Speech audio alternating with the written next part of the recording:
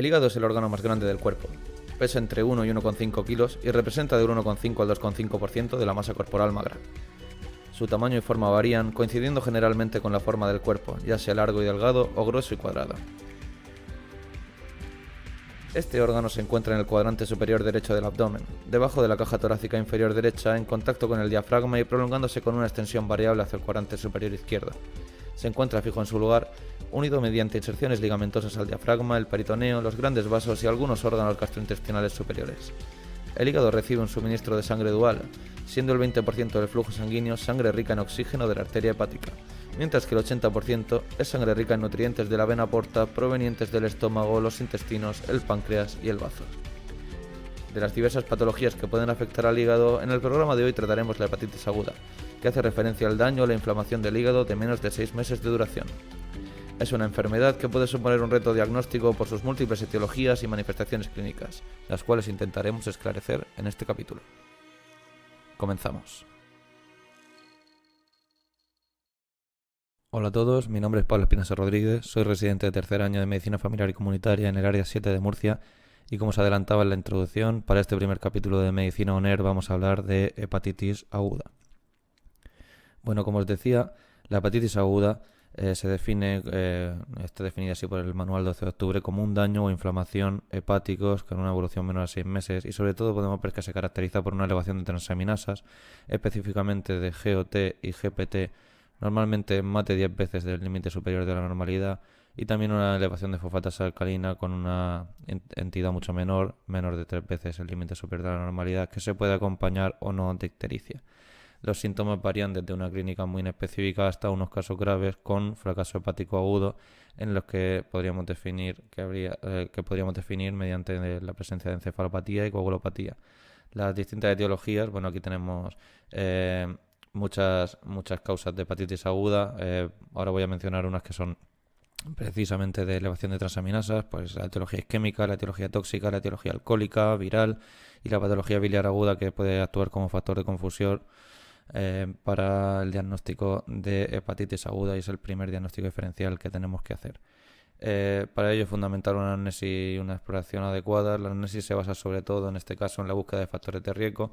Si sospechamos determinadas etiologías, habrá que buscar una serie de factores de riesgo. Por ejemplo, en hepatitis isquémicas habrá que buscar historia de hipoxemia o hipotensión. En hepatitis tóxicas, pues consumo de fármacos hepatotóxicos, consumo de alcohol.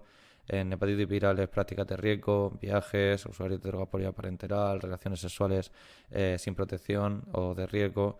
Y en cuanto a la sospecha de colestasis, pues habría que buscar signos típicos de colestasis que nos hagan diferenciar la hepatitis aguda, como son el dolor en el hipocondrio derecho, en el epigastrio, la coluria, la colia, la ictericia o el prurito.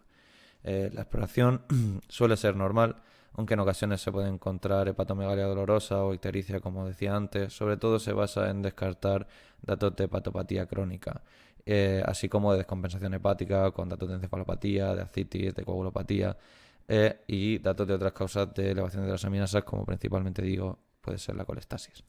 En cuanto a las pruebas complementarias, bueno, tenemos una serie de pruebas de laboratorio que son marcadores de daño hepático, que son sobre todo la elevación de GOT, que es AST, y GPT, que es la más específica del hígado, se llama también ALT, y como lleva la L de liver la podremos recordar.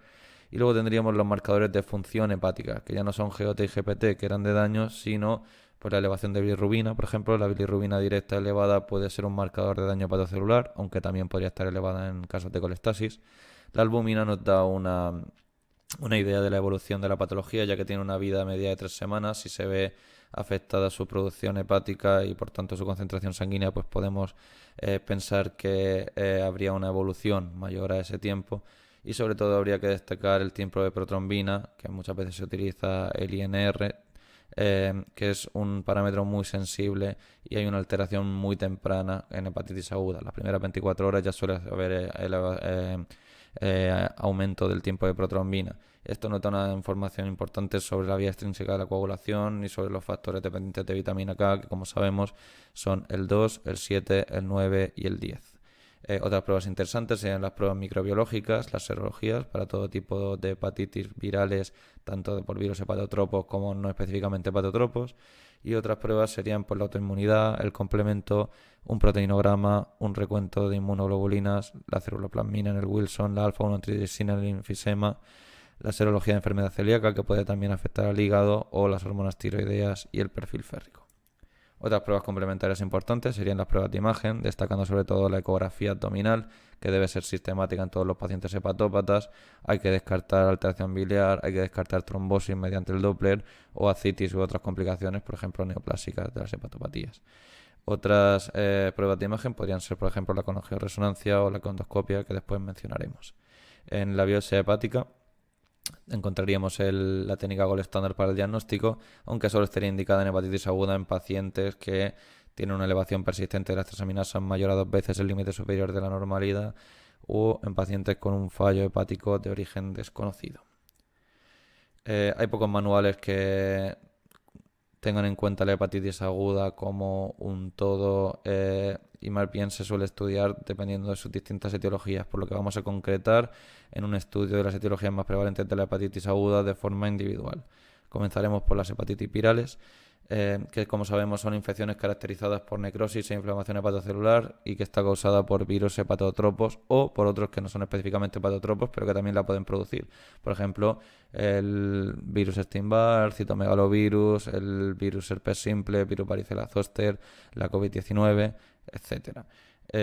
Ya hablando de los virus puramente hepatotropos, A, B, C, D y E, vemos que se pueden clasificar según la vía de transmisión. Los virus A y E, los de las vocales, se transmiten por la boca, transmisión fecal-oral. Y luego tenemos los virus B, C y D, cuya transmisión sería parenteral por fluidos o vertical, en el B, C y D. También se pueden clasificar según las distintas tendencias a cronificar. Vemos que para el virus A es muy difícil la cronificación. El virus E puede cronificar en algunos casos en inmunosuprimidos, pero no es lo más frecuente. Mientras que el virus B, por ejemplo, sí que suele cronificar si se adquiere en la etapa adulta en el 5% de los pacientes y en la etapa neonatal hasta en el 90% de los pacientes que la adquieren. El virus D suele cronificar en sobreinfección porque este virus es un virus deficitario que precisa de la infección también por el virus B para poder infectar. Y luego tenemos el virus C, que sí que cronifica aproximadamente en un 80% de los pacientes. También podemos clasificarlos según la presentación. Normalmente podemos encontrar una infección aguda que puede ser desde asintomática a síntomas inespecíficos o por una infección crónica que puede ser también de asintomática o manifestarse por las distintas complicaciones, ya sean complicaciones por hepatopatía, por una cirrosis, por unas complicaciones neoplásicas, etcétera. También existen manifestaciones extrahepáticas que están mediadas por inmunocomplejos y que serían las típicas que estudiamos muchas veces y que pues artromialgias, RAS, el líquen plano, la crioglobulinemia, la vasculitis leucocitoclástica y muchas otras. Para el diagnóstico de estas enfermedades virales, pues utilizaríamos serologías. Es muy importante la serología, ya que distintos serotipos tendrán un pronóstico y un manejo muy distinto. Aquí vamos a hacer un pequeño resumen, pero es verdad que esto pues requeriría un tiempo y una extensión para hablar de ello que podrían dar lugar a un programa por sí mismo, de manera que voy a hacer solo unas pinceladas. Sabemos que el virus A y el virus E, el tratamiento normalmente suele ser sintomático y muchas veces es ambulatorio, no precisa ingreso hospitalario, aunque en ocasiones sí. Se puede utilizar ribavirina en virus cuando este cronifica, aunque lamentablemente no se puede dar en embarazadas, que son precisamente uno de los grupos de riesgo, ya que el embarazo puede tener complicaciones debido a la infección por virus de la hepatitis E. En cuanto al virus de la hepatitis B, la infección aguda se hace un tratamiento sintomático y ambulatorio también, salvo en los casos graves o prolongados, donde se pueden dar ya los análogos de los nucleósidos o análogos de los nucleótidos, que son los fármacos que se utilizan para la hepatitis B crónica. Son unos fármacos con muy buena tolerancia y que son eficaces para el objetivo del tratamiento, que es la remisión funcional.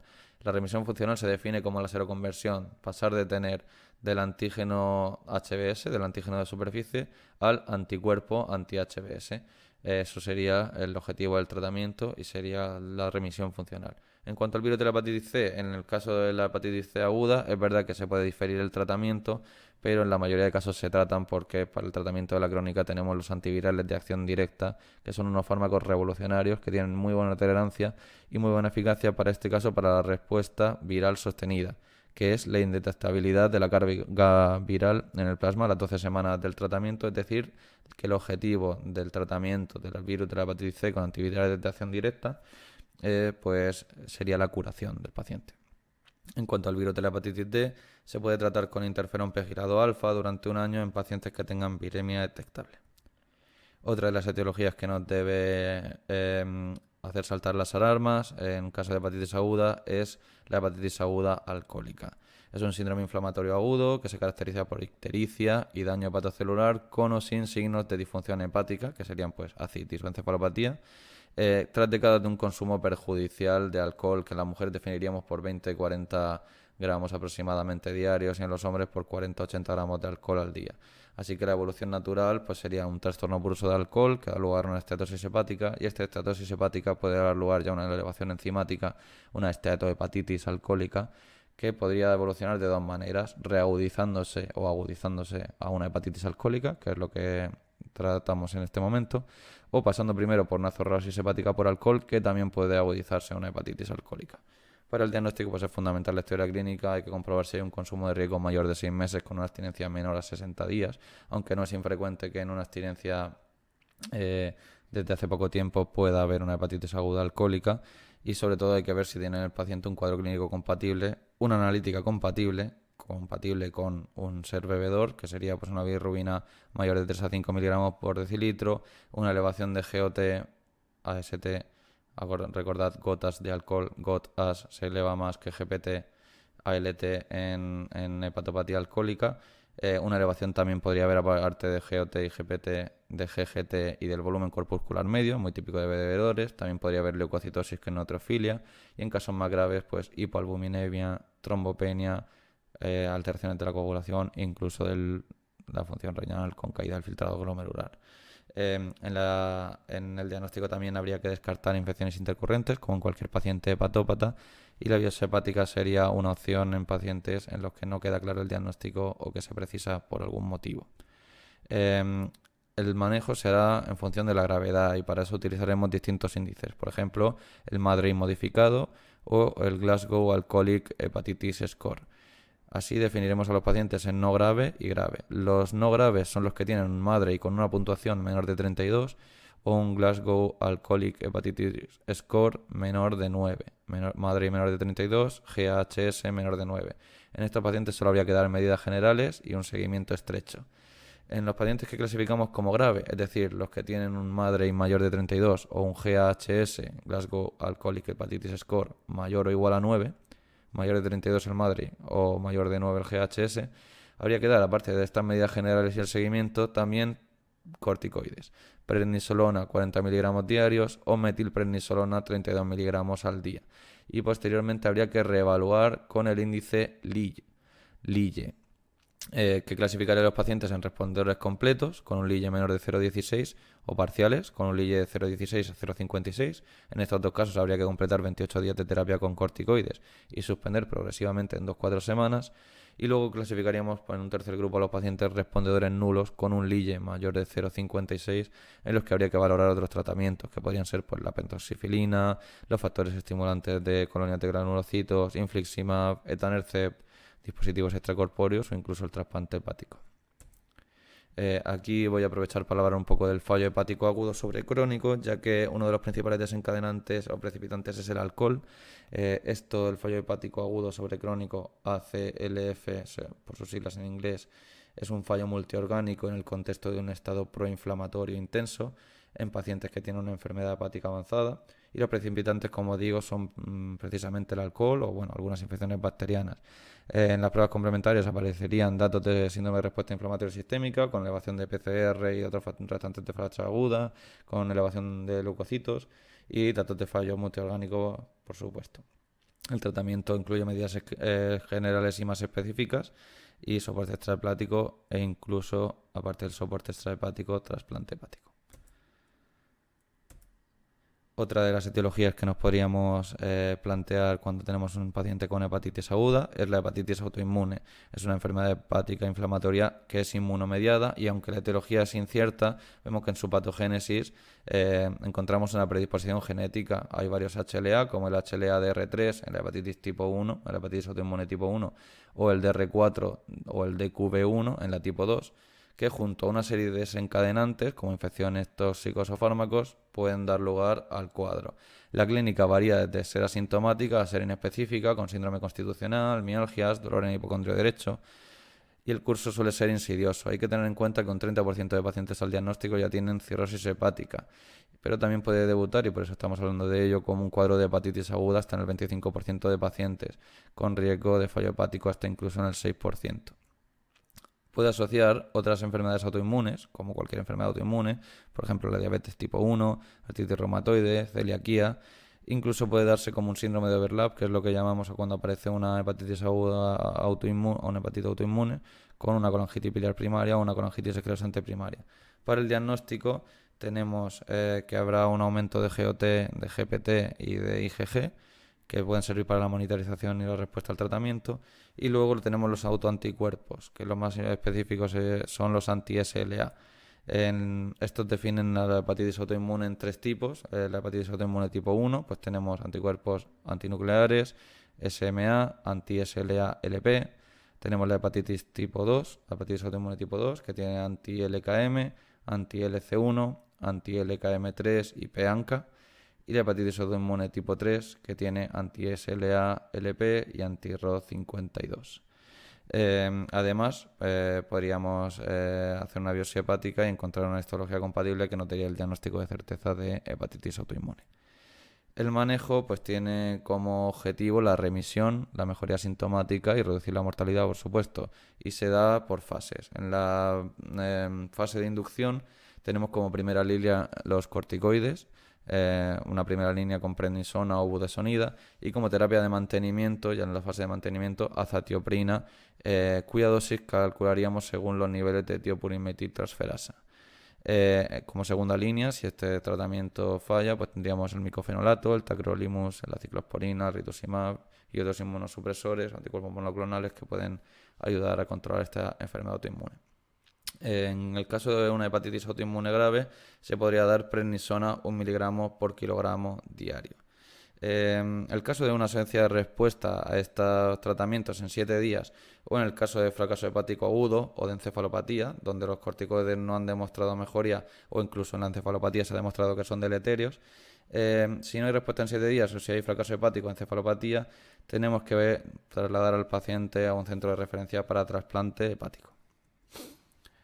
Como cuarta etiología vamos a estudiar la hepatitis por fármacos. Es una lesión hepática inducida por todo tipo de medicamentos, agentes biológicos y medicamentos complementarios alternativos. Esto último está adquiriendo cada vez más importancia, productos de herbolarios, productos de gimnasio. Aunque es verdad que en España la principal etiología de esta hepatitis aguda es antibióticos, amoxicilina clavulánico, anticonvulsivantes y AINE. Hay dos tipos de toxicidad farmacológica principalmente.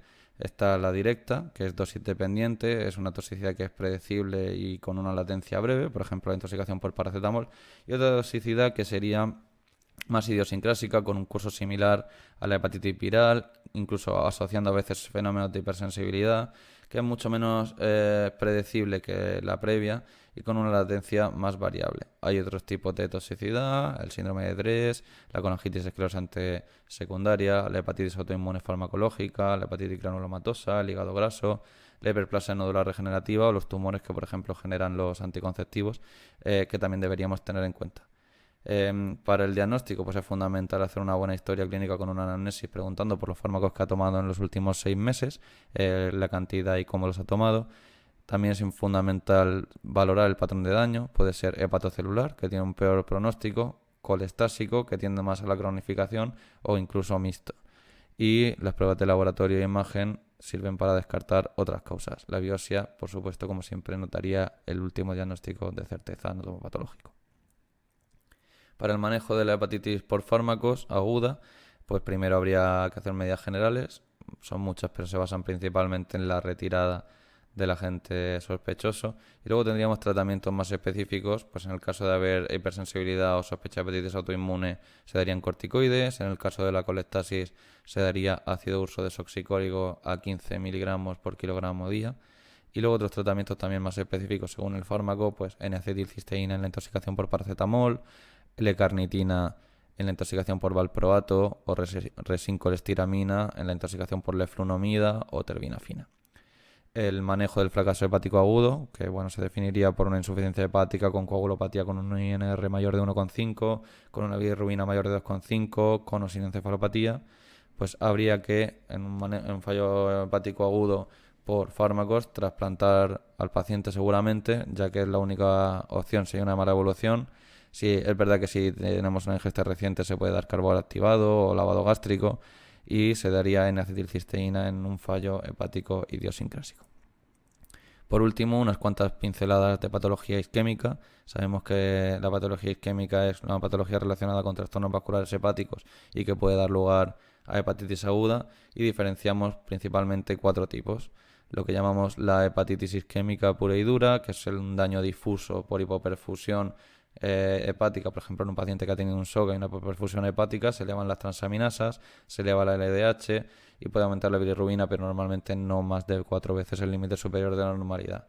Luego tendríamos el infarto hepático, que es un daño focal isquémico, en este caso no sería difuso, sino focal.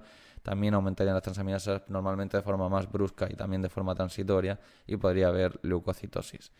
En tercer lugar tenemos la colangitis isquémica, que es bueno, un daño a los conductos biliares mayores por una alteración en el flujo de la arteria hepática.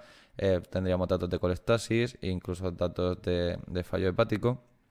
Y por último tenemos el síndrome de Budd-Chiari, que es una obstrucción de las venas suprahepáticas o de la vena cava inferior. Esto también produciría una elevación de transaminasas y bilirrubina, pero se caracteriza sobre todo con una ascitis con un elevado contenido proteico, lo que produce que haya un gradiente albumino-sérico, ascítico-sérico de albúmina mayor de 1,1. Hay mucho contenido proteico en ese líquido ascítico que produce el Budd-Chiari. Para el diagnóstico, pues nos podemos valer de pruebas de imagen que tengan Doppler. También podemos utilizar la arteriografía, la angioresonancia o el angiotac, la colangioresonancia magnética en la colangitis isquémica, por ejemplo, o la venografía en el Budd-Chiari. Sería algunos de los ejemplos. Para el manejo de la hepatitis isquémica y el tratamiento, pues según el tipo. La hepatitis isquémica pura sería tratar el precipitante, tratar la causa del shock. El infarto hepático, aparte de tratar la causa precipitante, también habría que dar anticoagulación de manera individualizada a los pacientes. En la colangitis isquémica, además de tratar el precipitante, habría que tratar las complicaciones, colecciones, estenosis, si hay litiasis, y si hay fracaso hepático o recurrencia, hay que valorar el trasplante hepático en la colangitis isquémica. Para el síndrome de Budd-Chiari, tratamos el precipitante, anticoagulamos al paciente, tratamos las complicaciones de la hipertensión portal e incluso se puede hacer una angioplastia o un TIPS si no hay mejoría. Si hay fracaso hepático, también habría que valorar el trasplante. Como puntos clave y última diapositiva, último resumen del programa de hoy. Bueno, pues sabemos que la hepatitis autoinmune es una inflamación o un daño hepático menor a 6 meses que está caracterizada por un aumento de transaminasas que puede tener unos síntomas inespecíficos e incluso dar lugar a un fracaso hepático agudo, un fallo hepático agudo. Se distinguen varias etiologías: la viral, donde hay distintos serotipos, distintas vías de transmisión. Recordamos que las vocales se transmiten por la boca y que la vía de transmisión y la cronicidad condicionan los distintos tratamientos. Tenemos la etiología alcohólica, donde encontraremos un paciente con ictericia y datos de daño hepatocelular con o sin difusión hepática en un paciente con un alcoholismo importante de bastante tiempo de evolución. El manejo se realizará según su gravedad, clasificada por los índices de Maddrey, GHS y su respuesta al tratamiento por el índice de Lille. En la hepatitis autoinmune, tercera etiología, es una patología inmunomediada con un curso insidioso y hay 3 tipos según los distintos serotipos de anticuerpos. El tratamiento se da por fases: inducción corticoides, mantenimiento azatioprina. En la cuarta etiología tenemos a la farmacológica, que se produce siempre por medicamentos, según lo que hemos hablado. aunque últimamente están adquiriendo mucha importancia los productos de herbolaria, productos de gimnasio, etcétera. Puede ser directa o idiosincrásica y tendrá lugar un manejo general para todas las farmacológicas y específico según la situación y según los distintos fármacos. En la etiología isquémica encontramos 4 entidades con distintos métodos diagnósticos y con distinto manejo. Y eso ha sido todo. Espero que hayáis disfrutado la clase como yo preparándola y espero que me sigáis para el siguiente programa en los medios habituales. Vamos a estar en podcast, vamos a estar en YouTube y tendréis noticias de nosotros en nuestro Instagram. Muchísimas gracias.